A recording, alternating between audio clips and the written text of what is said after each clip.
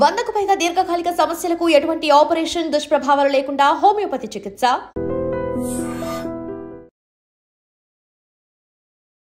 అసలు ఎందుకు గీజర్స్ అనేవి బ్లాస్ట్ అవుతాయి? సో ఎలాంటి గీజర్స్ మనం యూజ్ చేయాలి? గీజర్ని వాడేటప్పుడు మనం ఎలాంటి సేఫ్టీ మెజర్స్ అనేవి తీసుకోవాల్సి ఉంటుంది? వివరాలు తెలుసుకుందాం. ఈరోజు మనతో పాటు ఉన్నారు టెక్నికల్ ఎక్స్పర్ట్ సూర్య గారు. సార్ నమస్తే అండి. సార్ ఈ మధ్యకాలంలో చూస్తే గీజర్లే మన ప్రాణాలను తీస్తూ ఉన్నాయి. సో నిజంగా మన ఇంట్లో ఏదైనా మన ప్రాణాలను తీసే ఒక ఆయుధాన్ని పెట్టుకున్నామా అన్నట్లుగా కనిపిస్తూ ఉంది. సో ప్రతి చోట ఎక్కడో ఒక చోట ప్రతిరోజు ఏదో ఒక న్యూస్ వింటూనే ఉన్నాం. గీజర్ నుంచి గ్యాస్ లీక్ అయింది, గీజర్ పేలి చనిపోయారు ఇలాగా. ఏంటి అసలు గీజరు? ఎందుకు గ్యాస్ లీక్ అవుతుంది? ఎందుకు పేలిపోతుంది? యాక్చువల్లీ గీజర్ గురించి చెప్పుకోవాలంటే మెయిన్ వచ్చేసరికి అక్కడ వచ్చేసరికి ఉండేది ఎలక్ట్రిసిటీ. ఎలక్ట్రిసిటీ ఏంటంటే మనం ఇంట్లో వాడుతున్న వస్తువుల్లో మొత్తం అన్ని ఎలక్ట్రిసిటీతో వాడడం వల్ల ప్రస్తుతం ఉన్న రోజుల్లో ఇంకా వేరే ఆల్టర్నేట్ లేదు. ఎలక్ట్రిసిటీ వాడడం వల్ల తప్పకుండా మన దీన్ని కూడా హీటింగ్ ఎలిమెంట్ని కూడా మనం దీని ద్వారా వాడాల్సి వస్తుంది.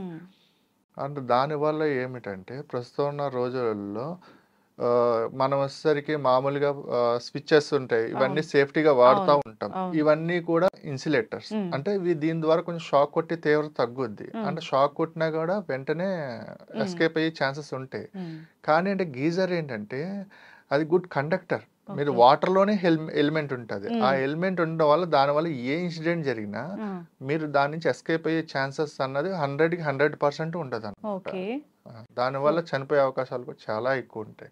మిగతా వాటి ద్వారా ఏంటంటే ఒక 10% అయినా ఛాన్స్ ఉంటుంది, దీంట్లో 10% కూడా ఉండదు ఛాన్స్ అండి. ఎస్, గీజర్లో గ్యాస్ లీక్ అవుతుంది అనేది ఎందుకు సార్? ఎలాంటి కండిషన్స్ లో ఉంటుంది? గ్యాస్ లీక్ అవడం అంటే మన గీజర్లో టెంపరేచర్ సెటప్స్ ఉంటాయి. ఆ టెంపరేచర్ సెటప్స్ లో థర్మోస్టాట్ అని ఉంటుంది ఒకటి. అదేంటంటే టెంపరేచర్ ఎక్కువైనప్పుడు హీటింగ్ ఎలిమెంట్ ని ఆఫ్ చేస్తూ ఉంటుంది, మళ్ళీ అది ఎప్పుడైతే తక్కువైందో మళ్ళీ ఆన్ చేస్తూ ఉంటుంది. అది ఫెయిల్ అయినప్పుడు ఇది ఓవర్ టెంపరేచర్ బాయిల్ అయిపోతుంది, వాటర్ ప్రెజర్ బిల్డప్ అవుతుంది. దాంట్లో అక్కడ ప్రతి గీజర్ కి ప్రెజర్ లీకేజ్ సిస్టమ్ ఉంటుంది. అక్కడ ఆ లీకేజ్ సిస్టమ్ కూడా ఫెయిల్యూర్ అయితే మీకు ఆ ప్రెజర్ ఎక్కువ బిల్డ్ అయ్యి బ్లాస్ట్ అయ్యే అవకాశాలు ఉంటాయి. ఓకే, అంటే మరి 1, 2 అలా ఉంటాయి కదా, దేంట్లో పెడితే సేఫ్ గా ఉంటుంది? మీడియం పెట్టుకుంటే బెటర్. అది కూడా థర్మోస్టాట్ లేనప్పుడు అంటే కనుక ఇంకా ఆటోమేటిక్ గా ఫెయిల్యూర్ జరిగిపోయినట్టు. థర్మోస్టాట్ లో పెడితే థర్మోస్టాట్ అన్నది ఒక హీట్, అది మనకేంటి ఒక సెన్సార్ అనమాట. ఆ సెన్సార్ అంటే ఇప్పుడు మీడియం పెట్టారంటే ఒక 60 degrees అనుకోండి, ఆ 60 degrees వచ్చినప్పుడు కట్ ఆఫ్ చేస్తుంది. మళ్ళీ అది ఎప్పుడైతే డిక్రీజ్ అయిందో అప్పుడు మళ్ళీ ఆన్ చేస్తుంది అనమాట, ఆటో కట్ ఆఫ్ చేస్తుంది అన్నమాట. అదే థర్మోస్టాట్ ఫెయిల్ అయినప్పుడు దానికి కట్ ఆఫ్ ఉండదు. ఇంకా మీకు కంటిన్యూ బాయిల్ అవడం వల్ల మీరైనా ప్రెషర్ కుక్కర్ ఉంటుంది, ప్రెషర్ కుక్కర్ మీరు ఆన్ చేస్తారు, దానిలో టెంపరేచర్ పెరిగి బిల్డప్ అయ్యే కదా ప్రెషర్ బయటకు వస్తుంది. ఎప్పుడైతే ఆ ప్రెషర్ మీరు కుక్కర్ లోంచి బయటికి రాలేదో అప్పుడు ఆటోమేటిక్ గా ప్రెషర్ కుక్కర్ కూడా బ్లాస్ట్ అవుతుంది. సేమ్ ఇది కూడా అంతే, ఇక్కడ టెంపరేచర్ అయ్యి వాటర్ బాయిల్ ఎవాపరేట్ అయ్యి ఒక ప్రెషర్ బిల్డప్ అవుతుంది. ఆ ప్రెషర్ బిల్డప్ అవడం వల్ల ఏంటంటే అది ఇంకా దాన్ని ఇంకా స్ట్రెంత్ కోల్పోతుంది, ఇంకా బ్లాస్ట్ అవడం జరుగుతుంది. ఈ థర్మోస్టాట్ అన్నారు, ఇది ఎలాంటి సందర్భాల్లో ఫెయిల్ అవుతుంది? చెప్పలేము, సెన్సార్ ఎప్పుడైనా ఫెయిల్ అవ్వచ్చు, మీరు కొత్త దాంట్లో కూడా ఫెయిల్ అవ్వచ్చు. చాలా ఇంటర్నేషనల్ బ్రాండ్ కొన్నాము, మా గీజర్ పాడైపోయింది అని చెప్తూ ఉంటారు. ఒక రకంగా చెప్పాలంటే గీజర్లో నేషనల్ లేదు, లోకల్ లేదు. ఏదైనా సరే జాగ్రత్తలు తీసుకోకుండా వాడితే మట్టికి అన్సేఫ్ అండి. ఓకే, గీజర్ని సేఫ్గా వాడుకోవాలంటే ఎలాగా? గీజర్ని సేఫ్గా వాడాలంటే మినిమం ఒక 15 to 20 లీటర్స్ కెపాసిటీ ఉన్న గీజర్స్ తీసుకోవాలి. ఇప్పుడు ఇన్స్టెంట్ అని చెప్పి వచ్చిన వాటర్ వచ్చేస్తున్నాయి, కానీ అదేంటంటే మీరు మీరు వెళ్తారు, స్విచ్ ఆన్ చేసుకుంటారు, షవర్ బాతో లేకపోతే బకెట్లోనే ఫిల్ చేసుకుంటారు. అది ఫెయిల్ అయ్యిందంటే ఇమీడియట్ గా షాక్ కొడుతుంది, మీరు అక్కడే ఉంటారు, చుట్టూరు వాటర్ ఉంటుంది, ఇంకా ఎస్కేప్ అయ్యే ఛాన్సెస్ ఉండవు. డైరెక్ట్ బాడీ షాక్ కొడుతుంది, ఇక మనం అంతే కొలాప్స్ అయ్యి. ఇదే సిచ్యువేషన్ కి ఒక ఇన్సిడెంట్ చెప్తున్నాను మీకు. మైదీపట్నం దగ్గర లంగర్ హౌస్ అని ఉంటుంది, అక్కడ MBBS డాక్టర్ న్యూలీ మ్యారీడ్ అయ్యింది, జస్ట్ ఒక 6 months 1 year లోపే అవుతుంది ఇన్సిడెంట్. వాళ్ళ ఫ్యామిలీ పెట్టేసి వాళ్ళ తల్లిదండ్రులందరూ వెళ్ళిపోయాక ఒక 15 daysకే ఇప్పుడు ఈమె లేడీ ఎవరైతే ఉన్నారో ఈమె వెళ్ళి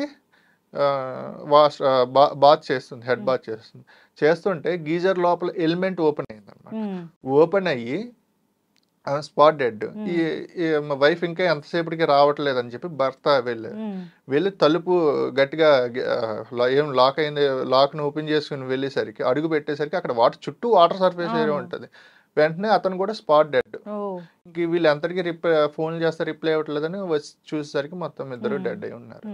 ఇలాగేంటంటే ఇన్స్టెంట్ గీజర్స్ ఎప్పుడు రికమెండ్ చేయకూడదు. ఓకే ఇన్స్టెంట్ గీజర్ రికమెండ్ చేయడం వల్ల అంటే ఫెయిల్యూర్ దాంట్లో మామూలు దాంట్లో కన్నా ఎక్కువ ప్రమాదాలు జరిగే అవకాశం ఉంది. ఈ 15-20 లీటర్ గీజర్ ఎందుకు రికమెండ్ చేస్తున్నామంటే ఈ 15-20 లీటర్ గీజర్స్ స్టోరేజ్ ఉంటుంది. 15-20 లీటర్స్ స్టోరేజ్ ఉంటుంది.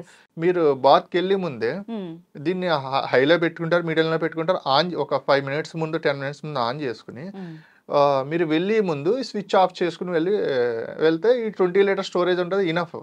ఒక పర్సన్ కి 15-20 లీటర్స్ ఇనఫ్ బాత్ కి. అంటే దాంతోపాటు కూల్ వాటర్ కూడా కొంచెం మిక్స్ అవుతుంది కాబట్టి నియర్లీ 30-40 లీటర్స్ మనకు వస్తుంది. ఒక బాత్ కి 40 లీటర్స్ అన్నది ఇనఫ్ మనకి. దాని గురించి 15-20 లీటర్స్ రికమెండ్ చేస్తాను తప్ప లేకపోతే అది కూడా అన్రికమెండబుల్. ఓకే ఏదేమైనా గీజర్ అనేది అంత సేఫ్ అయితే కాదు. అస్సలు సేఫ్ అంటూ ఏమీ అసలు గీజర్ లో ఇంట్లో ఉన్న వస్తువుల్లో ప్రమాదకరమైనది గీజర్. గ్యాస్ సిలిండర్ కన్నా ప్రమాదం. గ్యాస్ సిలిండర్స్ అయినా బర్నింగ్ ఇవన్నీ అవి బయటికి ఎస్కేప్ అవడానికి ఉంటది, కానీ ఇది ప్రాణాలే తీసేస్తుంది గీజర్. ఎస్ అండి. సో అయితే గీజర్ ఖచ్చితంగా మస్ట్ అండ్ షుడ్ అయిపోయింది.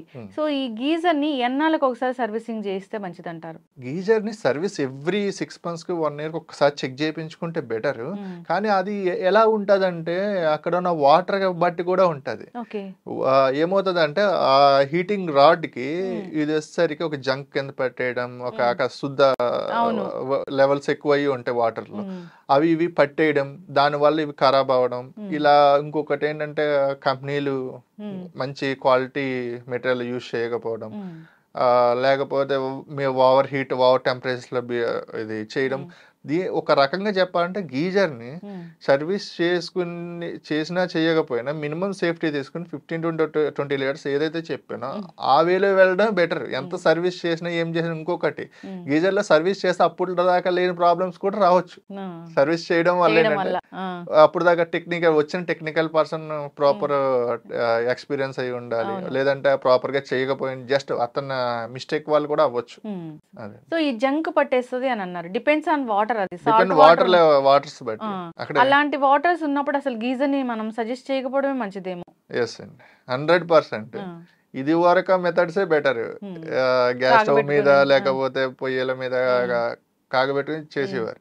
ఈ గీజర్స్ ఏంటంటే రోజుకి కొంచెం మీకు బయటికి రావట్లేదు కానీ చాలా నెంబర్ ఆఫ్ డెత్స్ ఉంటున్నాయి రోజు ఓన్లీ గీజర్ వల్ల. ఓకే గీజర్ వల్ల మనకి ఎలాంటి ఇబ్బంది కలగకూడదంటే ఇక ఖచ్చితంగా వాడుతున్నాం కాబట్టి సో ఒక 5 minutes ముందు దాన్ని ఆన్ చేసి తర్వాత స్నానానికి వెళ్ళేటప్పుడు ఆఫ్ చేసుకొని వెళ్ళడం ఒక సేఫ్టీ మెజర్. అది కూడా మినిమం 20 లీటర్స్ అలా కెపాసిటీ ఉన్నది తీసుకోవాలి, ఆ స్టోరేజ్ ఉన్నది నోట్ చేసుకోవాలి అందరూ ఖచ్చితంగా. చాలా మంది ఇన్స్టెంట్ గీజర్స్ చిన్న చిన్న గీజర్స్ వాడుతూ ఉన్నారు, అసలు సేఫ్ కాదు. మార్కెట్ లో చాలా ఉన్నాయి. ఇప్పుడు మీరు గీజర్స్ ఒకటే అనుకుంటున్నారు, బకెట్ వాటర్ హీటర్స్ ఇవన్నీ చాలా ఉన్నాయి. యాక్చువల్లీ ఇవి ఈ హీటింగ్ ఎలిమెంట్ అన్నది ఓన్లీ గీజర్స్ ఇక్కడ బకెట్ వాటర్ హీటర్సే కాదు, కుకింగ్ ఇండస్ట్రీస్ లో కూడా వాడతారు. మీకు ఎగ్జాంపుల్ KFC ఉంటది, ఫ్రై చేస్తా అంటే అక్కడ హీటింగ్ ఎలిమెంటే ఉంటది, కానీ అది సేఫ్ మెథడ్ లో వాడతారు వాళ్ళు.